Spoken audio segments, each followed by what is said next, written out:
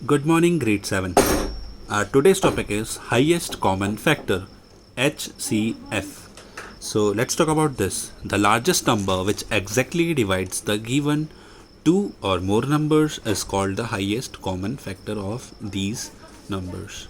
Means अगर हम बात करें किन्हीं दो नंबरों की तो उन दोनों नंबर के बारे में हम वो दोनों नंबर किस एक नंबर के टेबल में आ रहे हैं वो हमें फाइंड आउट करना है, वो उनका कॉमन फैक्टर होगा.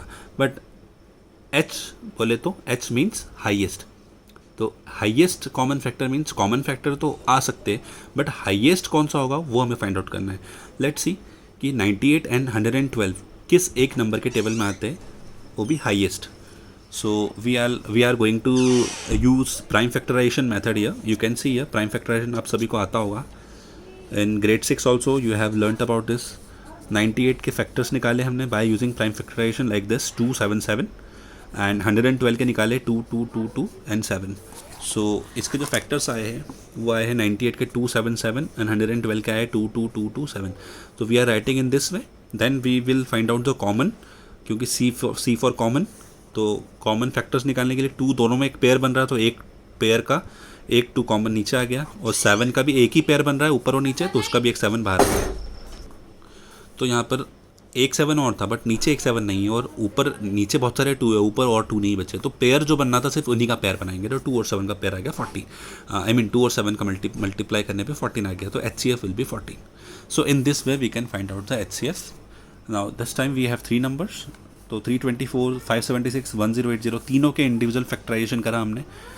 यहाँ पर फैक्टराइजेशन करने पे जो हमारे फैक्टर्स आ रहे हैं वो हमने अलग से लिख दिए, जैसे कि हमने पहले लिखे थे 324 के 2 2 3 3 3 3 आ गए, 576 के 2 2 2 2 2 2 3 3 एंड 1080 के भी 2 2 2 3 3 3 5. यहाँ पे अगेन कॉमन देखे हमने, तो कॉमन एक पेयर बन रहा है 2 का, पेयर जो बनेगा वो 3 का बनेगा क्योंकि 3 नंबर से, तो एक पेयर जो है उसका एक 2 बाहर आ गया, दूसरा भी पेयर रेडी है तो उसका भी बाहर आ गया. फिर आगे 2 तो ख़त्म हो गया ऊपर, तो अब 3 की बारी आई तो 3 देन ये वाला 3 देन ये वाला 3, तो इन तीनों का एक पेयर बन रहा है, उसका 3 नीचे आ गया.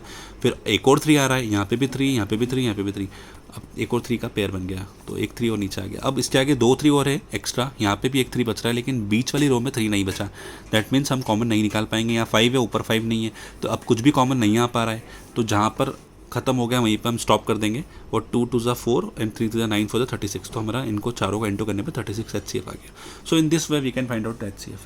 We have one more method, division method. तो लेट्स सी डिवीजन मेथड में कैसे सॉल्व कर सकते हैं HCF को.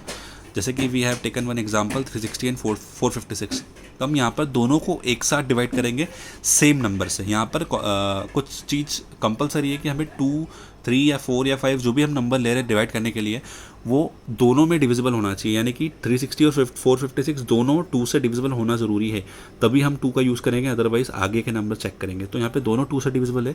2 से 180 टाइम्स में 360 कट रहा है, और 2 से 456 228 टाइम्स में कट रहा है. तो इन दोनों को जब डिवाइड किया तो ये आंसर आ गया हमारा. देन अगेन 180 एंड 228 अगेन दोनों 2 से डिविजिबल है, क्योंकि हमने लास्ट के डिजिट देख लिए 0 और 8 है. हमने कल ही डिविजिबिलिटी रूल पढ़ा है, जिसमें हमने जाना था कि 2 के टेबल में आने वाला नंबर डिविजिबल होगा किससे नहीं होगा. तो लेट्स सी आगे.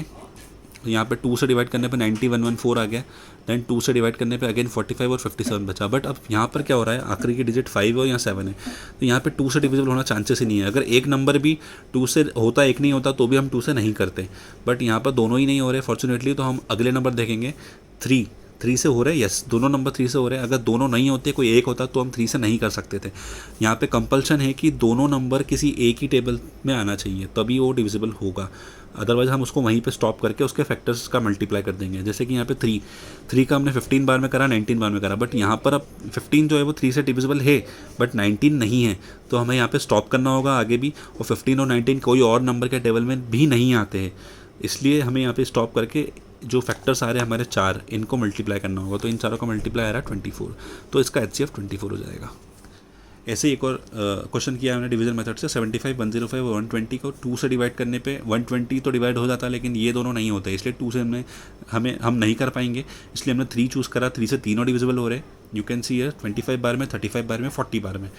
देन अगला नंबर जो है हम 3 नहीं लेंगे क्योंकि 3 से डिविजिबल नहीं हो रहा एक भी नंबर. अगला नंबर 4 भी नहीं ले पाएंगे क्योंकि 4 से ये हो जाएगा लेकिन ये दोनों नहीं होंगे. हम 5 लेंगे, तो 5 से डिविजिबल होने पर तीनों हो गए.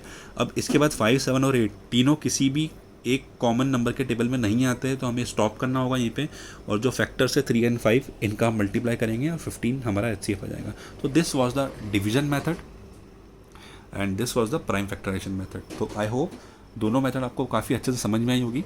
Thank you so much.